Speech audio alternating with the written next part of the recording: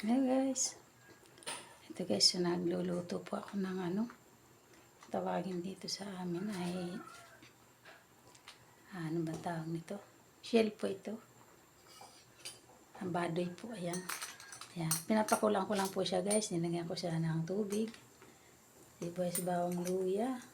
Tapos ito po nilagyan ko siya ng gulay sa ilalim.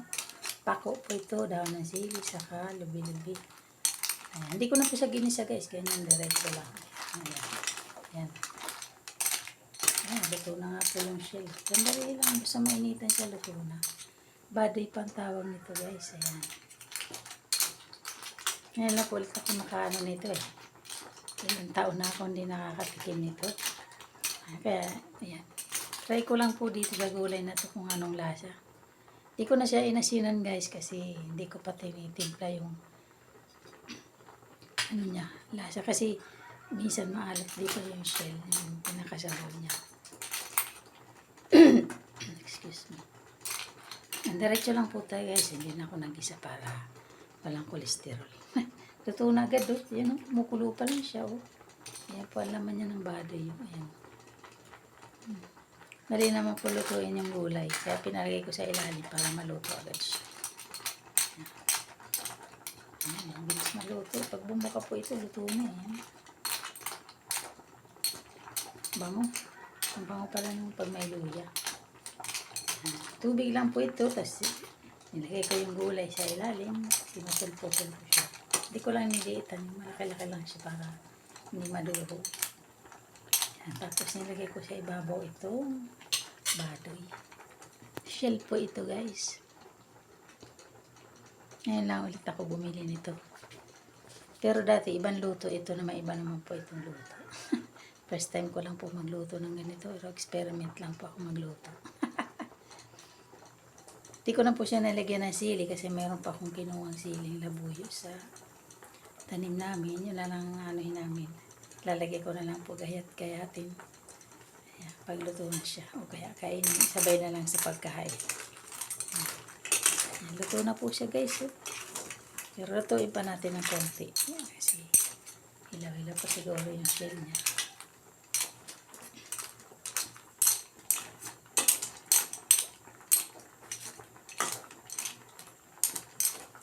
Badoy pang tawag nito sa dito sa amin. Hindi ko alam kung tawag dito sa Tagalog. Kasi iba naman yung ano eh. Iba-iba naman po kasi ang tawag sa mga shell. Ayan. 1 kilo po itong binili ko. Ayan guys, mataba siya. Oh. Ayan. Ayan. Ayan. Ganito lang po ako magluto. Parang nilaga ko lang siya. Sabay-sabay na po yun. Tubig. Tapos yung gulay nasa ilalim kasi malambot naman itong pako. Nilagay po gulay pako. Kasi meron po kami sa bakuran, daon sili, pako, saka ito pong lubi-lubi. Pinailalim ko siya para maluto siya ng gusto.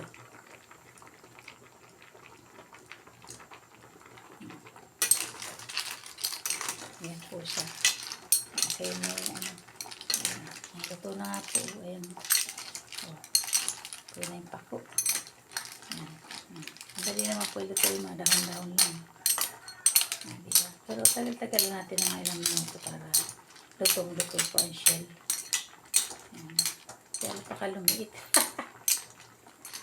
Hindi ko kasi po kabisado mag-ano nito eh. Aero experiment lang po ako magluto nito. Hindi pa ako sanay magluluto ng ano eh.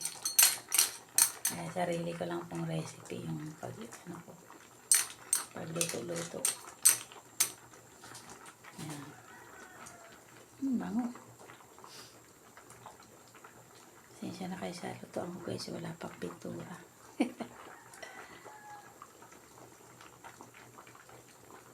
Sabi po, pag bumuka na raw ang shell, luto na. Ayan. Ayan, luto na rin po yung gulay niya. Ayan.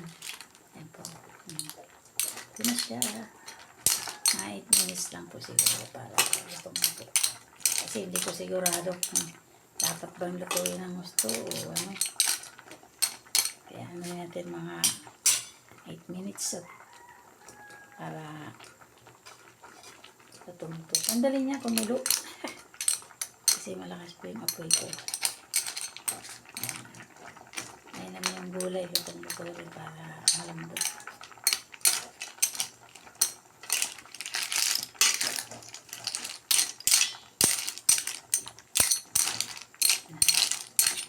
Palukan na siya. Bango. Yan, tumatik na guys. May nang puluto-luto yung shell para sigurado tayong safe na safe. Kaya lang baka lumit na siya. Oh. Ay, hindi pa naman, ganyan pa po.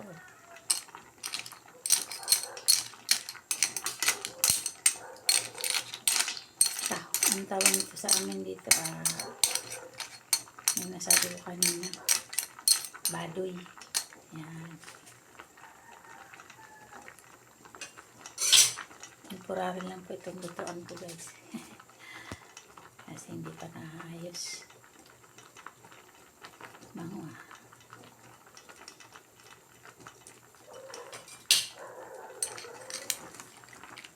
Ang sawag ko lang po nito, yun nga po, luya, sibuyas, bawang, tapos yung tubig, tapos yung gulay. Yan.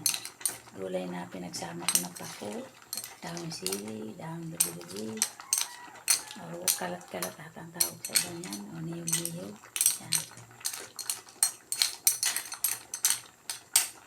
Tapos yun po, yung badoy, sinabay ko na po yan, sabay-sabay na po siya. Hindi pa ako nagisa kasi iiwas po ako sa sa mantika para walang kolesterol.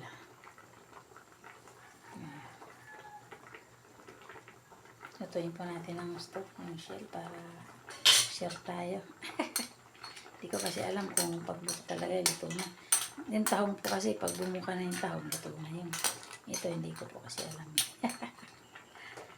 Hindi po ako ma-expert sa mga nito.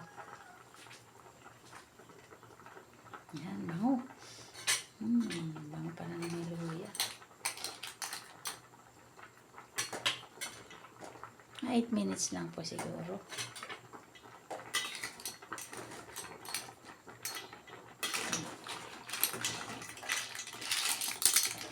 Uy, ang dami sabaw.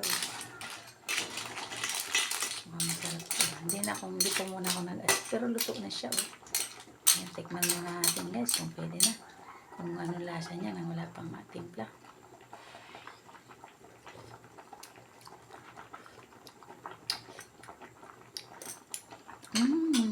Tama guys, hindi na pala kailangan asinan.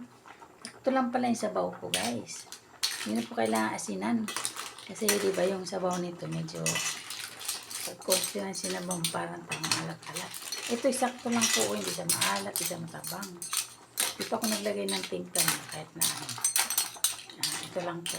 Timpla niya, sarili niyang timpla. Masarap guys. Sabaw na niya, sarap.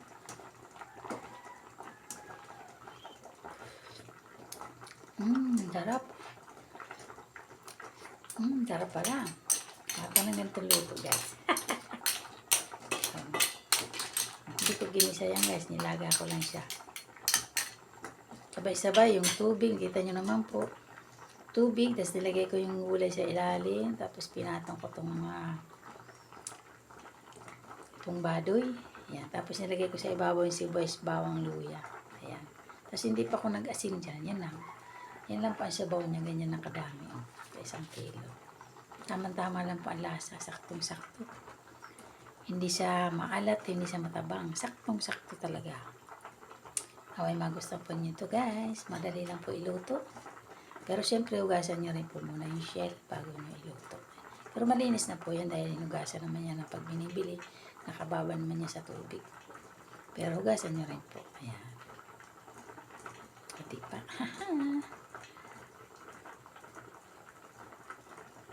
Yummy, yummy. Tikman nga natin guys kung ano pala kung gusto na. Yung laman. Yung laman. Yung laman niya. Yan. Ito po yung laman. Lumiit. Mali-malit po talaga yung ano niya iba.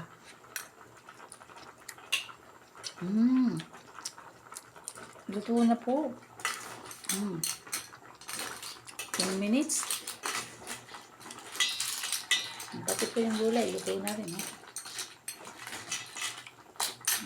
Tama-tama lang po. Yan. Ano? Okay.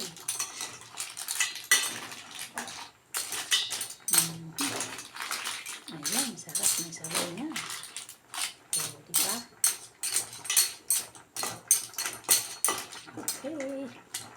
And guys, thanks for watching po. Naway magusto po niyo na experiment na luto. Masarap siya guys. Ngayon po na ako nagluto nito, experiment lang po na luto. Pero masarap siya. Walang gisa-gisa. Diretso lang po. Para walang cholesterol. Kasi siyempre ito mataba na shell, di ba? Pero huwag lang po kakain na kayo ng masyadong marami kasi baka tayo ay mahigla.